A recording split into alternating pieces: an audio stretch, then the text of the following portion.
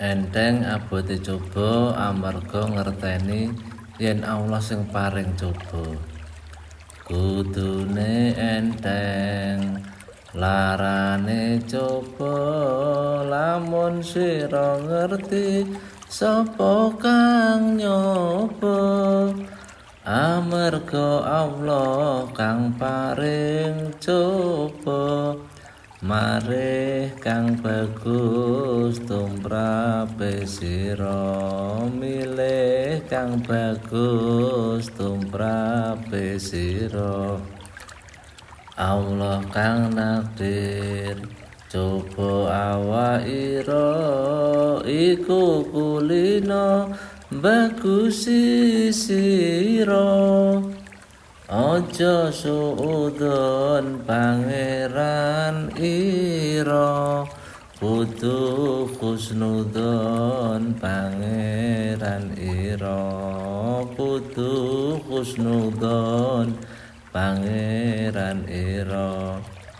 Lamun sira gedhing marang perkara, mungkin iku bagus tumrape sira. Lamun sira demen marang perkara, mungkin iku Allah tumrap ira. Mungkin iku Allah tumrap sira.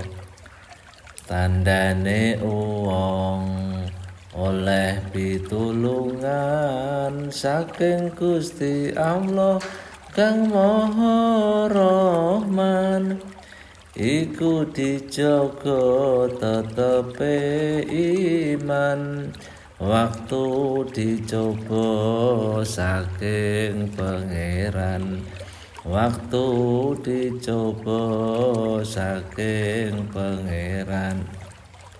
Manungsa gedhing telung perkara nalika urip ing alam donya.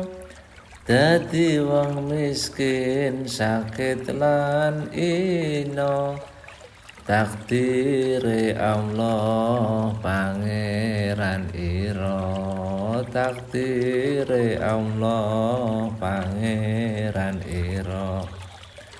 Manungsa demen telung perkara nalika urip ing alam donya.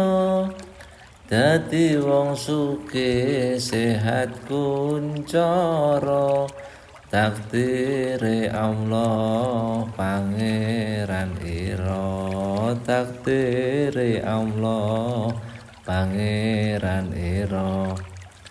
Kang digedhingi mungkin luwih bagus, kang didemeni ora luwih bagus.